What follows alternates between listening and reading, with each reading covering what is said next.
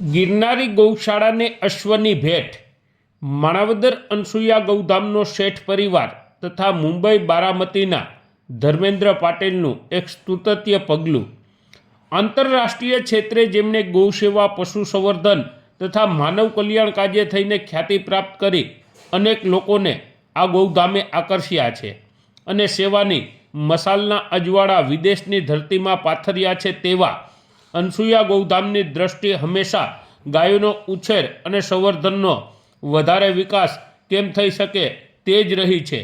મુંબઈના બારામતીના ધર્મેન્દ્ર પાટીલ સાથે અનસુયા ગૌધામના પ્રેરણેતા હિતેન શેઠ તથા સમગ્ર શેઠ પરિવારે ગાયોની સેવાનું માર્ગદર્શન મેળવવા માટે છોડવડી ગિરનારી ગૌશાળાની મુલાકાત લીધી હતી અને ગાયોનો ઉછેર બાબતે જાણકારી મેળવી અનહદ ખુશી વ્યક્ત કરી હતી। ગિરનારી ગૌશાળામાં સચવાતી ગાયોને બારીકાઈથી અભ્યાસ કરી જરૂરી નોંધો પોતાની ડાયરીમાં ટપકાવી હતી। હિતેનભાઈ શેઠ તથા મુંબઈ બારામતીના ધર્મેન્દ્ર પાટીલે પંજાબની અસલ નસલની મારવાડી ઘોડી ગિરનારી ગૌશાળાના મહંત મહેશગીરી બાપુને ભેટ કરી હતી। અનસુયા ગૌધામમાં જે રીતે ગાયોની સેવા, સંવર્ધન અને ઉછેર થઈ રહ્યો છે તે જ રીતે ગિરનારી ગૌશાળામાં ગાયોનો ઉછેર થાય છે। પંજાબ પ્રાંતની અસલ નસલની ઘોડી ગુજરાતમાં બહુ જોવા મળતી નથી।